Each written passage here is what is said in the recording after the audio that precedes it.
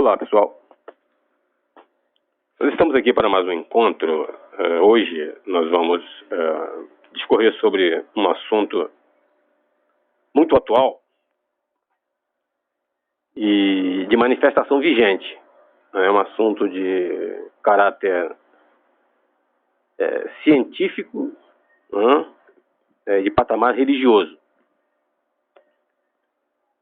Nós vamos tentar elucidar alguns fatores da questão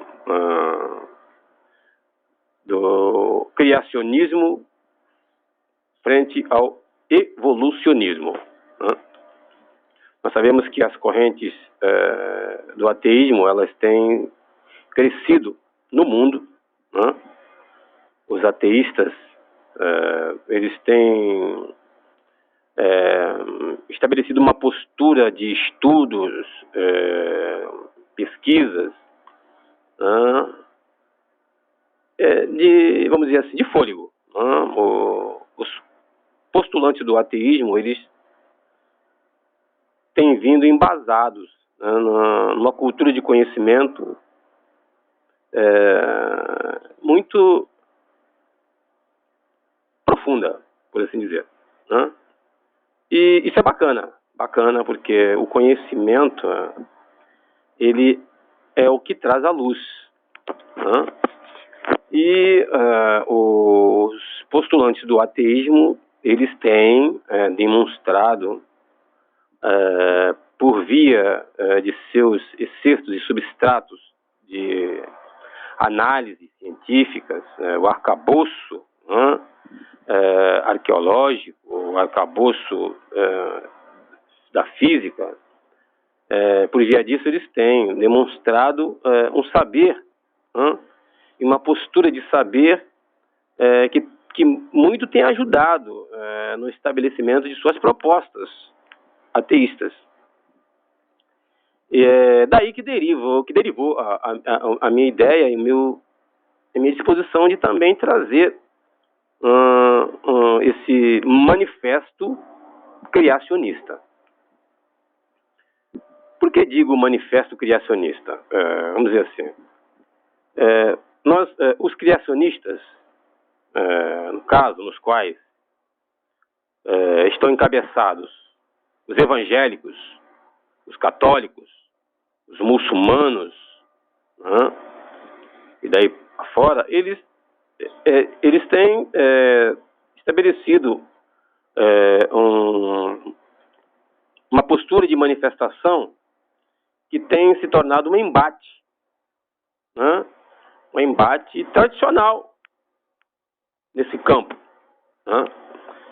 E não se trata de menosprezar os evolucionistas, os postulados evolucionistas. Que a nossa proposta é trazer uma metodologia compatível com a metodologia apresentada pelos postulantes do evolucionismo. Essa sistemática pode trazer um impacto mais significante na defesa do criacionismo. O criacionismo hoje ele tem postulado um avanço considerável no âmbito das ciências. Nós hoje não só navegamos por estima nesse prisma, como também temos avançado muito no estudo e no avanço da pesquisa de campo, no conhecimento e na dissecação da questão antropológica desse campo, que é o campo criacionista. Um outro fator de conflito nesse status é o fator que deriva da necessidade de isenção dos pressupostos sacralizadores. Ou seja, nós não podemos... tem se sacralizado muito, tem se sacralizado muito a ideia, né, dos postulados criacionistas. O arcabouço sacralizador, neste caso, torna-se menos urgente ante a necessidade de estabelecimento dos campos científicos. É a arqueologia, é a ciência, é a física, é a astrofísica que precisa vir no arcabouço, né, de apresentação do documento criacionista. Né? Temos que estabelecer um labirinto onde se coloque o acervo sacralizador e o acervo do conhecimento, que será o aglutinador da nossa missão, né? Que é de estabelecer as realidades do criacionismo, frente aos postulados evolucionistas, que estão bem estabelecidos. Tanto que o evolucionismo ele tem conseguido trazer a sua proposta principal, né, nos tópicos da ciência. Né? Nós temos a questão do primatismo, né, que desde Darwin, né, no seu Origem das Espécies, tem sido muito difundida, né, nos meios acadêmicos. Né? O primatismo tem se estabelecido numa sistemática que tem puxado o carro-chefe da ciência nesse sentido. E é aí que mora o grande problema. O problema do estabelecimento do discurso. E é o nosso discurso que precisa também ser estabelecido nesse sentido, de forma a embasar a questão do ponto de vista criacionista, né, que é essencial nesse sentido. O que tem acarretado os equívocos é a preservação da cultura sacralizadora. Esse testemunho, ele não vai trazer frutos nesse âmbito. Nós precisamos desacralizar o discurso, né? Deixar de lado a questão do discurso sacralizador, né? E adentrar a área do conhecimento, ou seja, a diversidade e a sistemática do conhecimento e as referências que darão pano de fundo à nossa proposta criacionista. Essas referências de pano de fundo, elas ainda estão ausentes nas coleções científicas formatadas nesse âmbito, porque tem se dado muito pano de fundo à sacralização do personagem criacionista, enquanto que os evolucionistas, eles se valem dos pressupostos científicos essenciais, né? E nós temos, de forma similar, pressupostos científicos essenciais nesse sentido. Nós temos condição de estabelecer em mesmo patamar, mesmo segmento. Por exemplo, a Bíblia, a manifestação da Bíblia, neste ponto, ela, por carecer de um melhor aproveitamento de exegese, ela tem sido mal aproveitada nesse âmbito de riqueza. Então, quer dizer, esse mau aproveitamento torna incompatível o discurso. O mau aproveitamento da exegese bíblica tem tornado incompatível o discurso criacionista ante o discurso evolucionista, né? E por este método, por este paradigma, é que tem surgido muitas arrazoações à direção do criacionismo. Alguns chegam ao patamar de querer estabelecer a ideia de que nossa postura ela parece se resumir num aspecto de pseudociência. Isso não é verdade. Alguns postulantes do evolucionismo, melhor dizendo, eles parecem querer dar um pressuposto de que os postulantes, as postulações criacionistas, se valem, em sua essência, mera e puramente de um excerto de pseudociência. Isso não é verdade. A própria frente científica criacionista tem trazido a lume quem assiste o Discovery Channel, quem lê o Nature, o American Scientific, sabe que a proposta ela tem sido inovadora. E os postulantes criacionistas, eles têm trazido um arcabouço de informações de nível elevadíssimo, frente aos pressupostos apresentados pelos manifestos criacionistas. Nada tem ficado a dever, né, nesse ponto, à proposta criacionista, ante os postulados evolucionistas. Então, o que acontece? O que ocorre, na verdade, é que falta, pelo menos aqui no Brasil, falta alguns pormenores, né? Alguns pormenores, né? E nós vamos, a partir desses pressupostos, apresentar alguns pormenores que ajudarão a estabelecer a proposta criacionista ante os postulados evolucionistas. Né?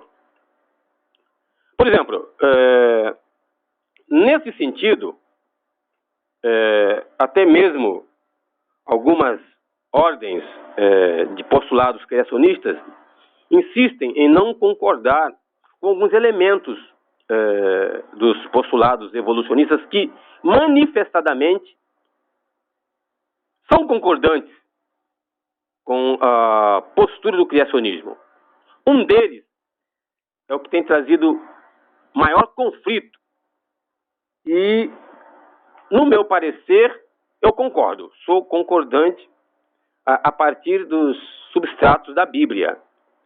Ele diz respeito à idade do planeta, né? Que, segundo os postulados evolucionistas, beira a majestosa cifra de 4,5 bilhões de anos. Fica, então, um parecer e uma indagação. Teria isso sentido? Estabelecer a idade da Terra em 4,5 bilhões de anos? Para responder essa proposta, eu trouxe um parâmetro que será a divisa, né, deste comentário, que se encontra na passagem do livro de Moisés, o Salmo 90, versículo 4. Nesta narrativa do Salmo 90, versículo 4, Moisés estabelece a seguinte premissa oracular e profética.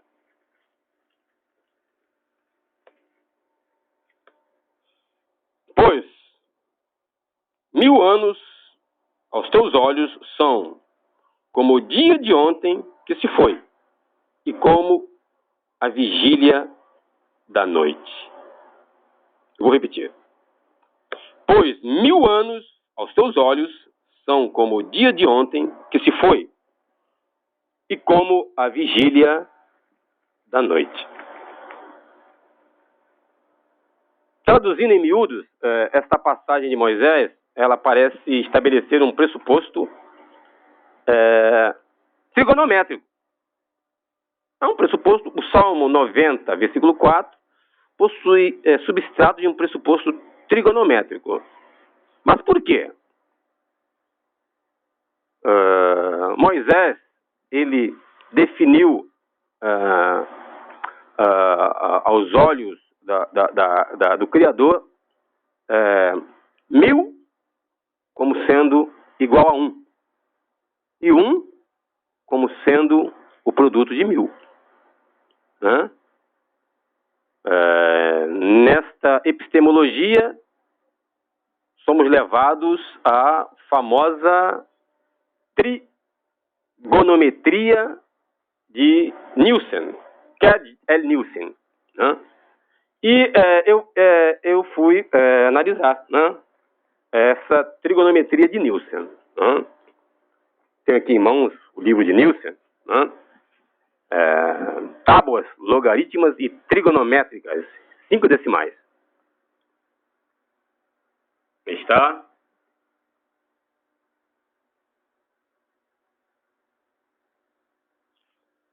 Um excelente livro produzido em 1961, uma edição da editora Ao Livro Técnico, de 1961.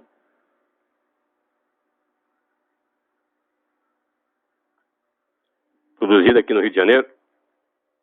Aqui Nielsen, ele nos traz uma informação interessante, que possui pressuposto e epistemologia como a passagem desse salmo. Nielsen nos diz o seguinte, vamos abrir aqui, vamos ver.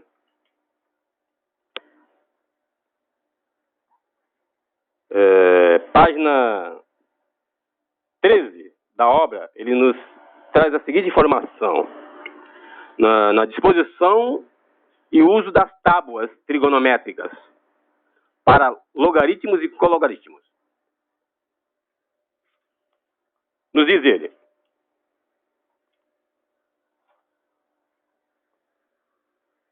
para achar mentalmente o cologaritmo e aplicar-se a seguinte regra: subtrai-se de 9 cada algarismo do logaritmo, com exceção do último significativo da direita, que será subtraído de 10.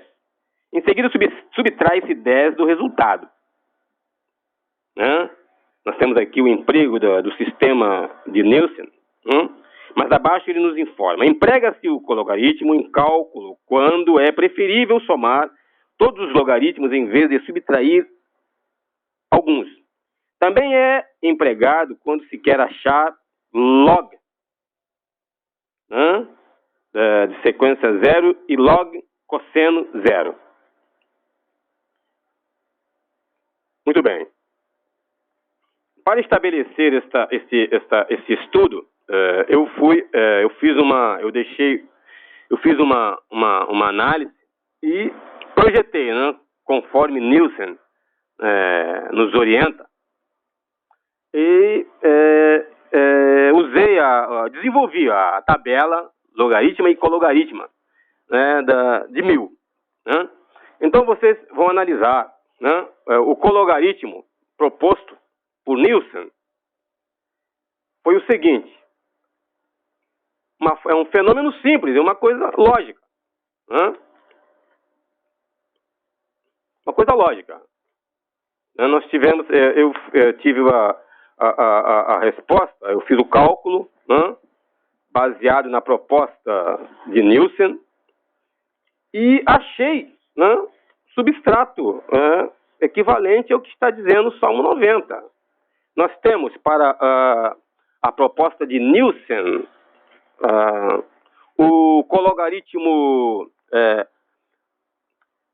8.991,0. Vocês podem fazer a análise, vocês vão ter o logaritmo, a razão logarítmica de 5 decimais, 8.991,0. Né? E, traduzindo em miúdos, é a proposta do logaritmo de Nielsen em contexto ao excerto da narração de Moisés. Né? Pois 1000 anos aos seus olhos são como o dia de ontem que se foi, e como a vigília da noite. Né? Ou seja, 1000 igual a 1. 1 igual a 1000. Ou seja, razão científica para traduzir um contexto bíblico. Né? Nielsen, indistintamente, dá razão, né, ao conteúdo bíblico exposto e narrado na passagem do Salmo 90, versículo 4. Ou seja, um dado científico que comprova, né, uma verdade exposta pelo grande profeta Moisés. Um outro repositório dessa questão é que Moisés não tinha interesse científico nenhum quando narrava, né, esta passagem, quando ele escreveu esta passagem. Esta passagem ela é estritamente oracular, é um oráculo divino, né, de Moisés, né, a respeito de Yahvé. Mas neste oráculo divino proposto na narrativa do livro, nós encontramos, né, os substratos e os elementos que confirmam a teoria de Nielsen a respeito das tábuas logarítmicas e trigonométricas de 5 decimais. Né? Ou seja, um achado quase involuntário de Nielsen. Né? Nielsen, no seu tratado trigonométrico, ele dá subsídio e embasa a teoria criacionista da realidade do Criador. Ele embasa, quase de forma involuntária. Ele é involuntário nessa questão, porque ele não faz citação nenhuma à Bíblia. Ele apenas é um expert em matemática, né? E, através de suas razões trigonométricas, nós encontramos, né, subsídios que confirmam a teoria proposta no livro de Moisés. Né? É uma razão matemática. Moisés nos fala que 1000 anos aos seus olhos são como a vigília de ontem que se foi. Né? Se 1000 anos aos seus olhos são como uma vigília, então 1000 anos são como um dia. E se 1000 anos são como um dia, inversamente, um dia serão como 1000 anos. Ou seja, uma lógica de status de trigonometria. Né? Uma lógica de status de trigonometria. Mas essa questão, o que ela tem a embasar para nós? Por quê? Essa questão ela nos serve como elementos que nos adentram à questão do criacionismo. Bem, em regra, o criacionismo, ele é sólido, ele se solidificou na nossa natureza de crença. Né? Nós sabemos que a nossa natureza de crença ela é de pressuposto criacionista, porque nós cremos na criação, nós cremos que houve um princípio, nós cremos que alguém criou todas essas coisas. Nada foi ao acaso. Né? Este é o pressuposto das égides criacionistas. Ao contrário, né, dos postulados evolucionistas, né, sedimentados. Temos ainda um caso de referência do holismo. Né? O holismo parece ter uma manifestação criacionista, mesmo que indistinta. Né? A doutrina holística, em regra, ela é materialista, né? Muito apregoada. Ela tem até um reservatório do hinduísmo, né? No panteísmo hindu. Né? O panteísmo hindu, ele parece possuir um reservatório holista. Né? Quem conhece, quem é conhecedor da doutrina hinduísta, né? Vai observar que o reservatório da doutrina do holismo, ela possui, né, uma semelhança e similaridade com algumas propostas do panteísmo hindu. Né? o holismo é um vocábulo de origem grega, né? Significa holismo. Quando se fala holismo, quando se tenta definir ou define holismo, se quer estabelecer o inteiro ou todo. Quando se quer definir holismo, se quer estabelecer a ideia do inteiro ou do todo. Ou seja, é a ideia de que as propriedades de um sistema, quer se trate de seres humanos ou outros organismos, não podem ser explicadas apenas pela soma dos seus componentes. O sistema, como um todo, determina como se comportam as partes. O princípio geral do holismo pode ser resumido por Aristóteles na sua Metafísica, quando afirma o todo é maior do que a simples soma das suas partes. Uma coisa interessante, né? Aristóteles ele já definia, né, a doutrina holística nesse sentido, na sua Metafísica. E o que isto nos acrescenta? Ela acrescenta a riqueza de compatibilidades do gênero do Criador. É uma riqueza de compatibilidades na questão da generalização da realidade do Criador.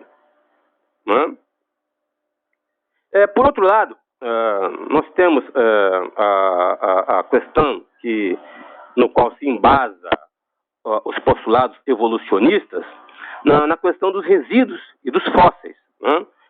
Como eu já elenquei no início, a questão da origem das espécies, a questão da evolução das espécies, como bem embasada nos postulados evolucionistas, ela possui sentido em alguns pontos, sentidos generalizantes, porque nesse sentido, stricto sensu, nesse sentido, e apenas nele, pode ter havido uma evolução de espécies no âmbito dos repositórios climáticos, na questão da sobrevivência, dos habitats humanos, da pré-história.